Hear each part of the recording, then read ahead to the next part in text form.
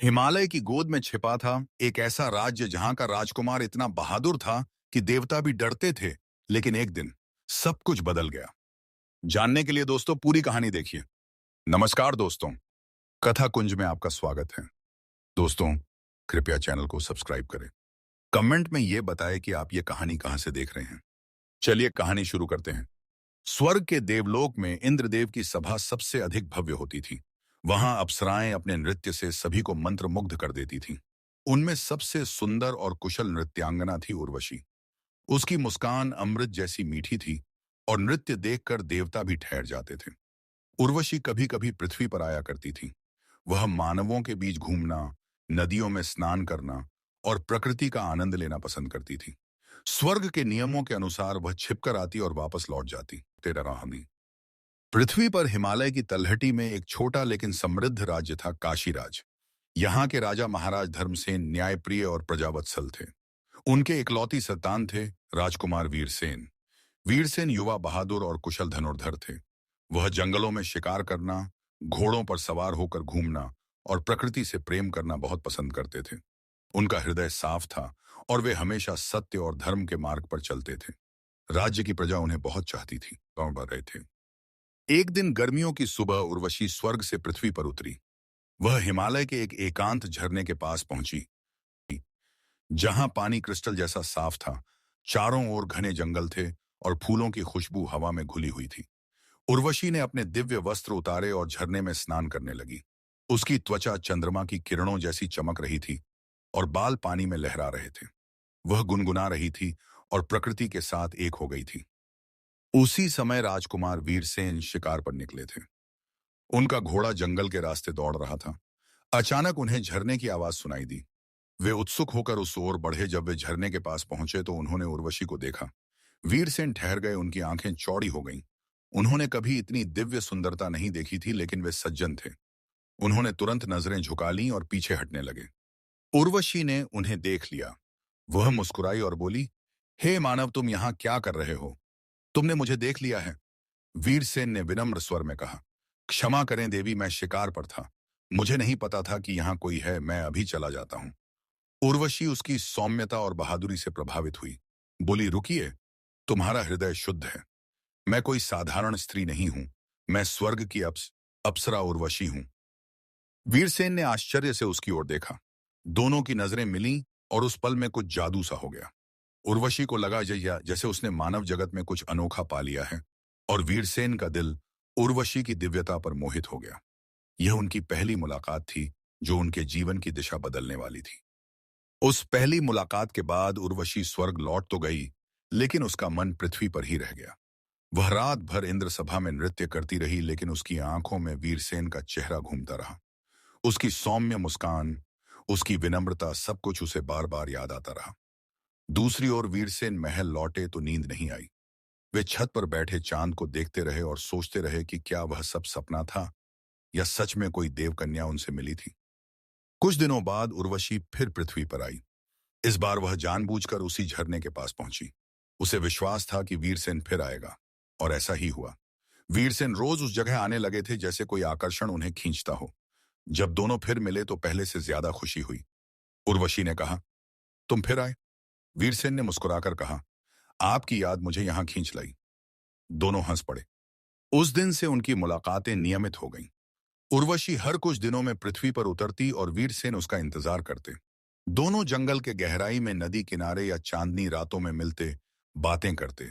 घंटों बीत जाते लेकिन पता नहीं चलता। वीरसेन उसे अपने राज्य की कहानियां सुनाता। कैसे प्रजा सुखी है, कैसे पर्व मनाए जाते हैं, कैसे मानव जीवन सादा लेकिन भावनाओं से भरा होता है। उर्वशी मंत्रमुग्ध होकर सुनती और बदले में स्वर्ग की बातें बताती। इंद्र सभा का वैभव, अमृत कलश, देवताओं के खेल, संगीत और नृत्य की कला। धीरे धीरे उर्वशी ने वीरसेन को नृत्य सिखाना शुरू किया। वह उसके सामने नाचती और वह देखता रहता।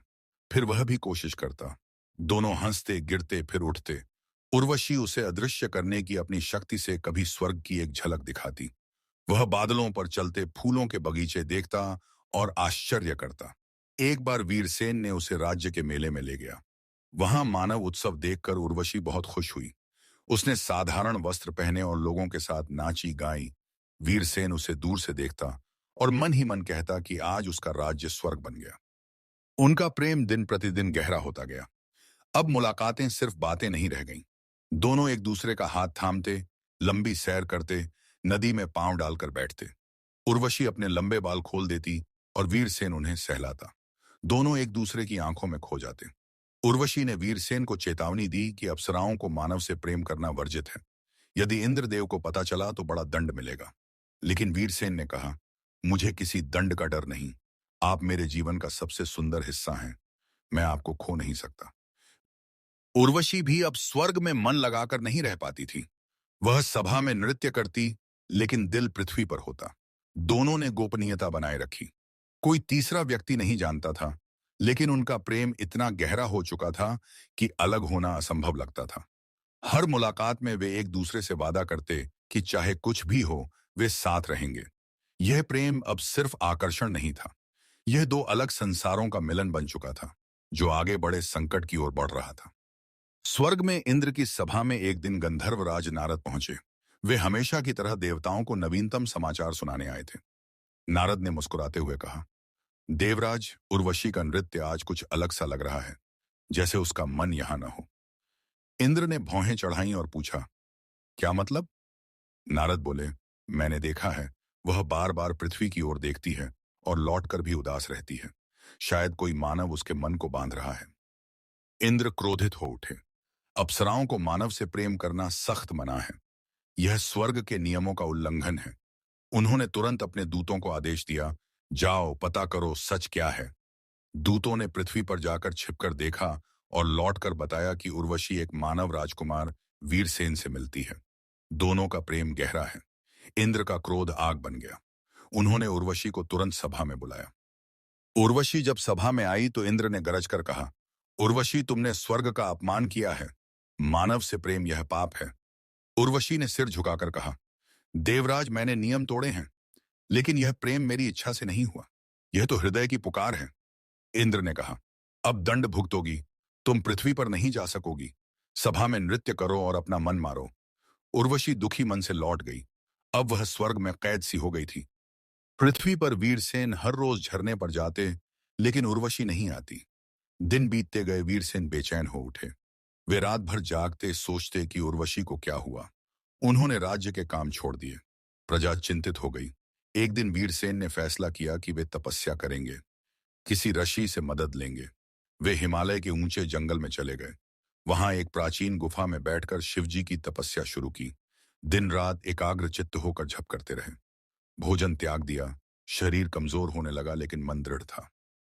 इंद्र को यह भी खबर मिली वे और क्रोधित हुए बोले, यह मानव हठी है, इसे सबक सिखाना होगा। उन्होंने आकाश से एक भयंकर तूफान भेजा।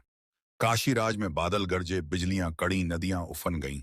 बाढ़ आने लगी, महल डूबने की कगार पर था। प्रजा रोने लगी। वीरसेन की अनुपस्थिति में राज्य संकट में था, लेकिन वीरसेन तपस्या में डूबे रहे। तूफान उनके पास तक आया, लेकिन उनकी एकाग्रता ने उसे रोक लिया। आखिर शिवजी प्रसन्न हुए और प्रकट हुए, बोले, वीरसेन, तुम्हारा प्रेम सच्चा है, मैं तुम्हारी मदद करूंगा, लेकिन इंद्र से लड़ना आसान नहीं। दूसरी ओर उर्वशी स्वर्ग में दिन रात रोती रहती थी। वह नृत्य करती, लेकिन आंसू छिपा नहीं पाती थी। एक रात वह चुपके से स्वर्ग की सीमा तक गई और पृथ्वी की ओर देखने लगी। उसने देखा कि वीरसेन तपस्या कर रहे हैं। उसका हृदय फटने लगा। वह जानती थी कि यदि वह अब गई तो बड़ा दंड मिलेगा, लेकिन प्रेम उसे खींच रहा था। इंद्र ने फिर एक और परीक्षा भेजी। इस बार एक विशाल राक्षस को, जिसने काशीराज पर हमला कर दिया। राक्षस गांव जलाने लगा, लोगों को मारने लगा। प्रजा भागने लगी। तब वीरसेन की तपस्या भंग हुई। शिवजी ने कहा, जाओ पहले अपने राज्य को बचाओ। वीरसेन तुरंत घोड़े पर सवार होकर लौटे। उन्होंने अकेले ही राक्षस से युद्ध किया। उनकी तलवार चलती रही, धनुष से बाण छूटते रहे। आखिर थक कर राक्षस भाग गया। राज्य बच गया, लेकिन वीरसेन घायल हो। उर्वशी यह सब देख रही थी। वह अब और न रुक सकी। उसने नियम तोड़े और पृथ्वी पर उतर आई। वीरसेन के पास पहुंची और अपने दिव्य स्पर्श से उसके घाव भर दिए। दोनों गले मिले और रोए। लेकिन उर्वशी बोली, अब बहुत बड़ा संकट आने वाला है। इंद्र मुझे कभी माफ नहीं करेंगे। वीरसेन ने कहा, चाहे स्वर्ग क्यों ना आए, मैं तुम्हें नहीं छोड़ूंगा। अब दोनों जानते थे कि सबसे बड़ा युद्ध बाकी है। इंद्र का क्रोध अब चरम पर था और स्वर्ग से दूत आने वाले थे।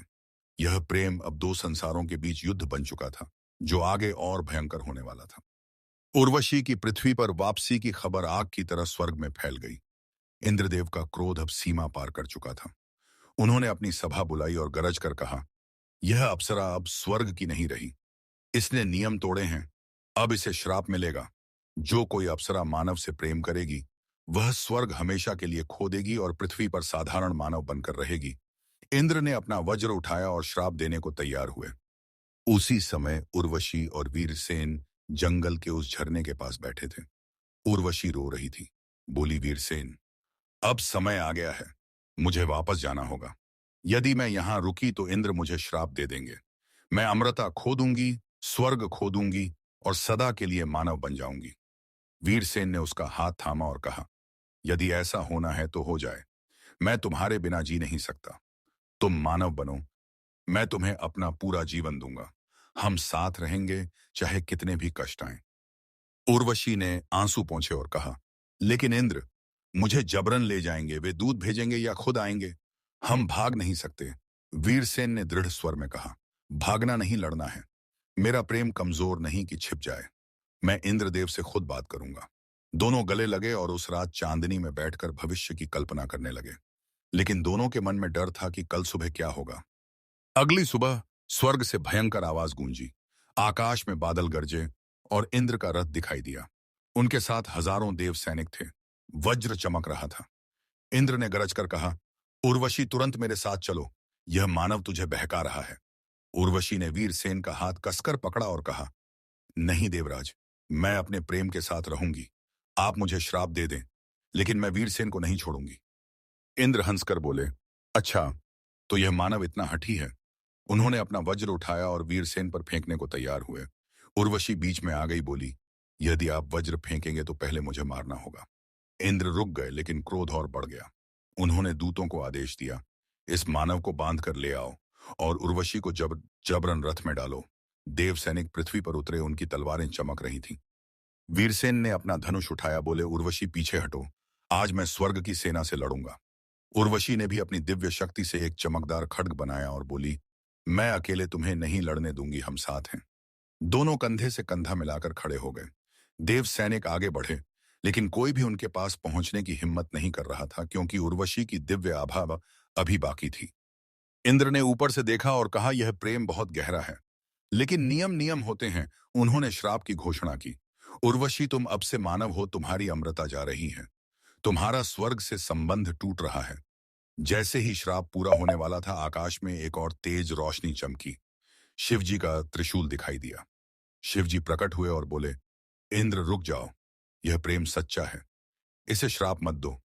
इंद्र चौंके, बोले, महादेव आप यहाँ। शिवजी ने कहा, मैंने इस मानव की तपस्या देखी है, उसका हृदय शुद्ध है और उर्वशी का प्रेम भी निस्वार्थ है। नियमों से ऊपर प्रेम होता है। इंद्र ने कहा, लेकिन स्वर्ग का नियम टूटेगा। शिवजी मुस्कुराए और बोले, तो एक अंतिम परीक्षा दो। इस मानव को यदि वह पार कर गया तो प्रेम जीतेगा। सब शांत हो गए। इंद्र ने वज्र नीचे किया और बोले, ठीक है, अंतिम परीक्षा, यह मानव स्वर्ग के सबसे कठिन कार्य को करेगा। यदि सफल हुआ तो उर्वशी को ले जा सकता है, असफल हुआ तो दोनों को दंड मिलेगा। वीरसेन ने सिर उठाया और कहा, मैं तैयार हूं, बताइए क्या करना है। इंद्र ने कहा, स्वर्ग में एक दिव्य धनुष है जो कोई मानव नहीं उठा सकता। तुम उसे उठाओ और एक बाण से आकाश में उस लक्ष्य को भेदो जो केवल देवता देख सकते हैं। यदि कर दिखाया तो उर्वशी तुम्हारी। वीरसेन ने कहा, स्वीकार है। आकाश में तनाव छा गया। उर्वशी का चेहरा पीला पड़ गया।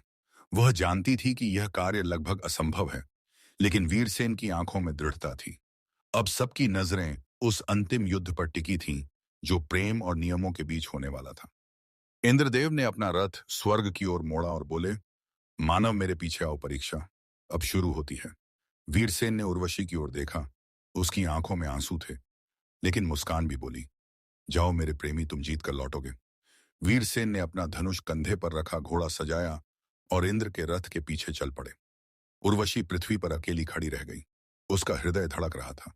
वह जानती थी कि यदि वीरसेन असफल हुए तो दोनों सब कुछ खो देंगे।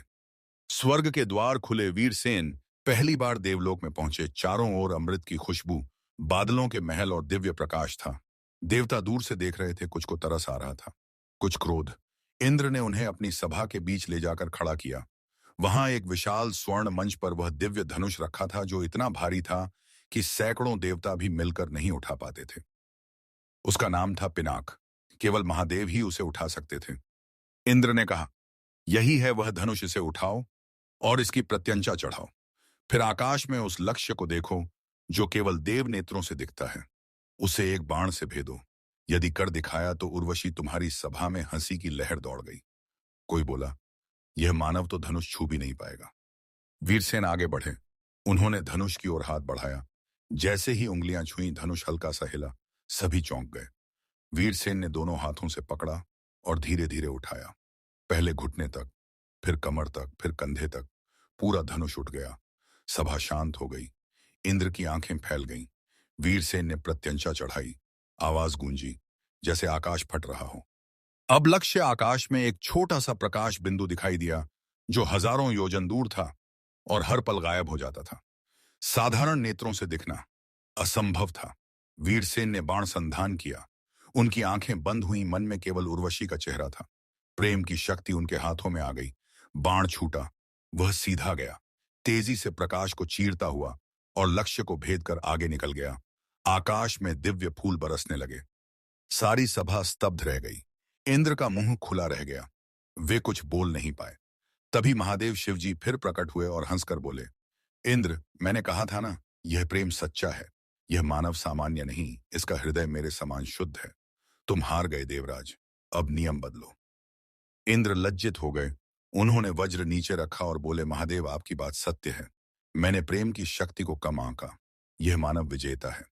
उर्वशी अब स्वतंत्र है। वह जहां चाहे रह सकती है, लेकिन स्वर्ग लौटना चाहेगी तो दरवाजे खुले हैं। वीरसेन ने इंद्र के चरण स्पर्श किए और कहा, देवराज, मैं उर्वशी को कभी दुख नहीं दूंगा। इंद्र ने आशीर्वाद दिया। जाओ, दोनों सुखी रहो। सभा में तालियां गूंजी। अप्सराएं फूल बरसाने लगीं। गंधर्व गीत गाने लगे। वीरसेन स्वर्ग से नीचे उतरे।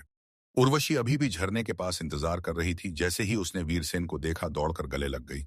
दोनों रोए हंसे और एक दूसरे को देखते रहे। वीरसेन बोले, अब कोई हमें अलग नहीं कर सकता। उर्वशी ने कहा, तुमने स्वर्ग को भी जीत लिया मेरे राजकुमार। दोनों हाथ में हाथ डाले काशीराज की ओर चले। अब सबसे बड़ा संकट टल चुका था। प्रेम ने नियमों को हरा दिया था और आगे केवल खुशियां बाकी थीं। वीरसेन और उर्वशी हाथ में हाथ डाले काशीराज के महल की ओर लौट आए। राज्य में खबर आग की तरह फैल गई कि राजकुमार स्वर्ग से अप्सरा को साथ लाए हैं। प्रजा ने फूल बरसाए, घंटियां बजाईं और पूरे नगर को दियों से सजाया। महाराज धर्मसेन ने उर्वशी को बहू मानकर गले लगाया और कहा, मेरे पुत्र ने स्वर्ग को भी जीत लिया। आज मेरा राज्य धन्य हो गया। महल में धूमधाम से उत्सव हुआ। अप्सराओं की तरह नृत्य हुआ। गंधर्वों जैसे गीत गाए गए। लेकिन अब उर्वशी मानव थी। उसकी दिव्य शक्तियां कम हो गई थीं। वह अब थकती थी, भूख लगती थी और नींद आती थी। लेकिन उसे यह मानव जीवन बहुत प्यारा लग रहा था, क्योंकि इसमें वीरसेन का साथ था। दोनों हर सुबह बगीचों में घूमते, शाम को छत पर चांद देखते और रात भर एक दूसरे की बाहों में सोते। कुछ वर्ष बाद उनके एक पुत्र का जन्म हुआ। उसका नाम रखा गया दिव्यसेन। बच्चे में मां की सुंदरता और नृत्य कला थी, तो पिता की बहादुरी और धनुर्विद्या दोनों थी। वह छोटा सा होते ही बाण चलाने लगा और मीठी आवाज में गीत गुनगुनाता। राज्य में खुशी की लहर थी। प्रजा कहती कि हमारे राजकुमार ने स्वर्ग से देवी लाकर हमें आशीर्वाद दिया। उर्वशी कभी कभी स्वर्ग की याद करती, लेकिन अब उसका मन पूरी तरह पृथ्वी पर बस गया था। वह वीरसेन को कहती, मेरे लिए स्वर्ग तुम हो। तुम्हारा प्रेम अमृत है, तुम्हारा स्पर्श दिव्य है। वीरसेन मुस्कुराता और कहता, तुमने मुझे मानव से देवता बना दिया। पहले मैं केवल राजकुमार था, अब मैं सबसे सौभाग्यशाली पुरुष हूं। इंद्रदेव भी समय समय पर आशीर्वाद भेजते, कभी अमृत की बूंदें बरसाते, कभी दिव्य फूल भेजते। वे मन ही मन स्वीकार कर चुके थे कि प्रेम सबसे बड़ी शक्ति है, जो नियमों से भी ऊपर है। शिवजी की कृपा से राज्य हमेशा सुखी और समृद्ध रहा। कोई संकट नहीं आया, कोई शत्रु नहीं टिका। वर्ष बीतते गए। वीरसेन और उर्वशी बूढ़े हुए, लेकिन उनका प्रेम कभी कम नहीं हुआ। अंतिम दिनों में वे उसी झरने के पास बैठते जहां पहली मुलाकात हुई थी। उर्वशी बोली, याद है वह दिन जब तुमने नजरें झुकाई थीं? वीरसेन हंसकर कहते, अब भी झुकाता हूं तुम्हारे सामने दोनों हाथ थामे शांतिपूर्वक इस संसार से विदा हुए। उनकी कहानी राज्य में अमर हो गई। लोग आज भी सुनाते हैं कि एक अप्सरा पृथ्वी पर आई और सच्चे प्रेम की शक्ति से स्वर्ग के नियम बदल दिए। सच्चा प्रेम न मानव रहता है न दिव्य। वह तो बस प्रेम होता है जो हर बंधन तोड़ देता है और दो आत्माओं को हमेशा के लिए जोड़ देता है। दोस्तों, अगर आपको यह कहानी पसंद आई तो चैनल को सब्सक्राइब किए मत जाना। आपका आभार।